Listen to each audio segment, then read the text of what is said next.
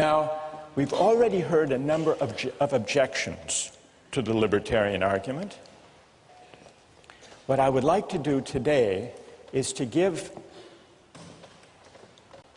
the libertarians among us a chance to answer the objections that have been raised. And some have already identified themselves and have agreed to come and make the case for libertarianism to reply to the objections that have been raised. So raise your hand if you are among the libertarians who's prepared to stand up for the theory and respond to the objections. You are Alex Harris, who's been a star on the weblog. All right, Alex, come here, stand up, come. We'll create a libertarian corner over here. And who else? Other libertarians who will join? What's your name? John? John Sheffield. John. Who else wants to join? Other brave libertarians who are prepared to take on, yes. What's your name? Julia Roto. Julia, come join us over there. Now, while Team Libertarian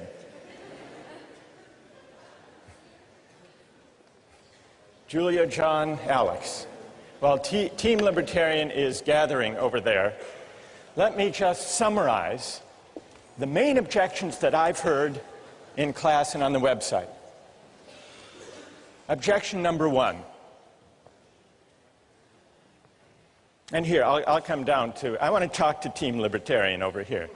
So, objection number one is that the poor need the money more. That's an obvious objection. A lot more than do Bill Gates and Michael Jordan. Objection number two. It's not really slavery to tax, because, at least in a democratic society, it's not a slaveholder. It's Congress. It's a democratic... You're smiling, Alex, already. You're confident you can reply to all of these? So, taxation by consent of the governed is not coerced. Third, some people have said, don't the successful, like Gates, owe a debt to society for their success that they repay by paying taxes? Who wants to respond to the first one? The poor need the money more. All right. And you're? John. John. All right, John. What's the answer? Here, I'll hold it. All right. The poor need the money more. That's quite obvious. I could use the money. You know, I certainly wouldn't mind if Bill Gates gave me $1 million. I mean, I'd take 1,000. But at some point, you have to understand that the benefits of redistribution of wealth don't justify the initial violation of the property right. If you look at the argument, the poor need the money more, at no point in that argument do you contradict the fact that we've extrapolated from agreed upon principles that people own themselves. We've extrapolated that people have property rights. And so whether or not it would be a good thing or a nice thing, or even a necessary thing for the survival of some people, we don't see that that justifies the violation of the right that we've logically extrapolated. Good. Okay. And so that also, I mean, there still exists this institution of like individual philanthropy. Milton Friedman makes this argument. All right, so Bill Gates Chicago. can give to charity if he wants to. Right. But it would still be wrong to coerce him. Exactly. To meet the needs of the poor. Exactly. Are the two of you happy with that reply? Anything to add? All right. Go ahead, Julie. I think, Julia, yes. Julia. I think I could also add, I guess I could add that there's a difference between needing something and deserving something. I mean, in an ideal society, everyone's needs will be met, but here we're arguing what do we deserve as a society. And, yeah. And the poor don't deserve the benefits that would flow from taxing Michael Jordan to help them. Based on what we've come up with here, I don't think you deserve something like that. All right, let me push you a little bit on that, Julia. The victims of Hurricane Katrina are in desperate need of help. Would you say that they don't deserve help that would come from the federal government through taxation? Okay, that's a difficult question. I think this is a case where they need help, not deserve it. But I think, again, if you hit a certain level of requirements to reach sustenance, you're going to need help. Like if you don't have food or a place to live, that's a case of need. So need is one thing, and desert is another. Exactly. All right. Who would like to reply?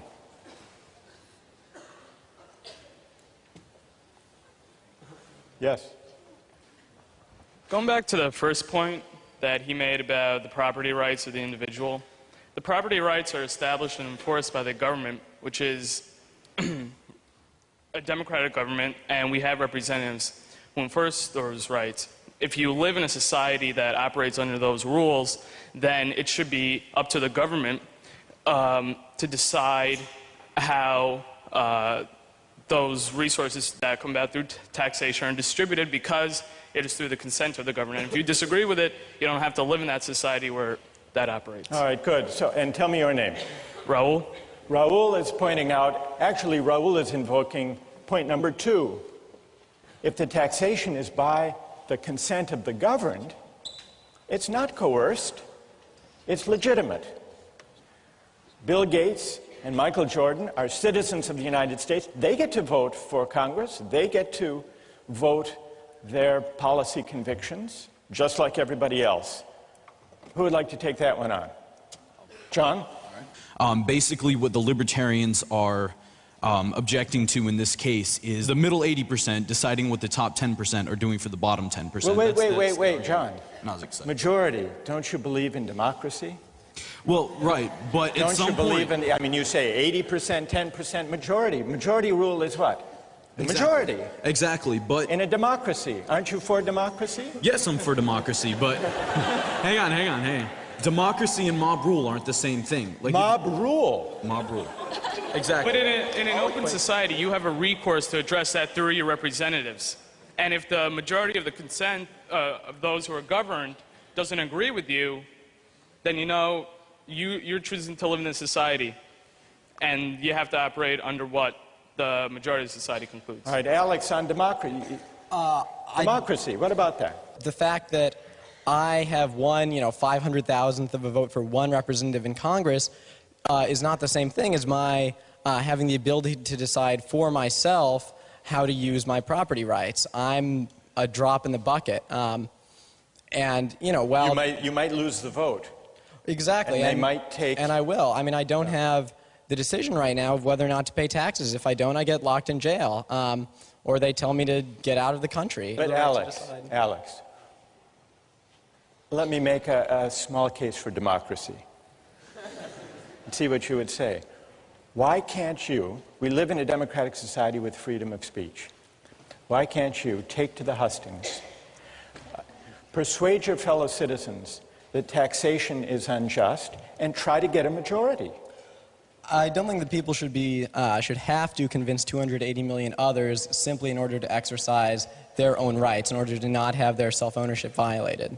I think people should be able to do that without having to convince 280 million people. Does that mean you're against democracy as a whole? No, I just believe in a very limited form of democracy, whereby we have a constitution that severely limits the scope of what decisions can be made democratically. All right, so you're saying that democracy is fine, except where fundamental rights are involved. And I think you could win, if you're going on the hustings, let me add one element to the argument you might make. Maybe you could say, put aside the economic debates, taxation. Suppose the individual right to religious liberty were at stake. Then, Alex, you could say on the hustings, surely you would all agree that we shouldn't put the right to individual liberty up to a vote. Yeah, that's exactly right. And that's why we have constitutional amendments and why we make it so hard to amend our Constitution. So you would say that the right to private property, the right of Michael Jordan to keep all the money he makes, at least to protect it from redistribution, is the same kind of right with the same kind of weight as the right to freedom of speech, the right to religious liberty, rights that should trump what the majority wants. Absolutely. The reason why we have a right to free speech is because we have a right to own ourselves, to exercise our voice in any way that we choose. All right. Good. All right. So all right, who would like to respond to that argument about democracy being, okay, up there, stand up. I think comparing religion and economics, it's not the same thing. The reason why Bill Gates was able to make so much money is because we live in an economically and socially stable society. And if the government didn't provide for the poorest 10%, as you say, through taxation, then we would need more money for police to prevent crime. And so either way, like, there would be more taxes taken away to provide what you guys call like the necessary things that the government provides. What's your name? Anna? Anna, let me ask you this. Why is the fundamental right to religious liberty different from the right Alex asserts as a fundamental right to private property and to keep what I earn? What's the difference between the two? Because you wouldn't have, you wouldn't be able to make money, you wouldn't be able to own property if there wasn't a socially, like if society wasn't stable. And that's completely different from religion. That's like something personal, something that you can practice on your own in your own home. Whereas, like, me practicing my religion is not going to affect the next person. But if I'm poor and I'm desperate, like, I might commit a crime to feed my family, and that can affect others. Okay, good, thank you. Would it be wrong for someone to steal a loaf of bread to feed his starving family? Is that wrong? I believe that it is. Let's take a quick poll of the three of you. You say yes, it is wrong. It violates property rights, it's wrong. Even to save a starving family? I mean, there are definitely other ways around that, and by justifying... No, hang on, before you laugh at me.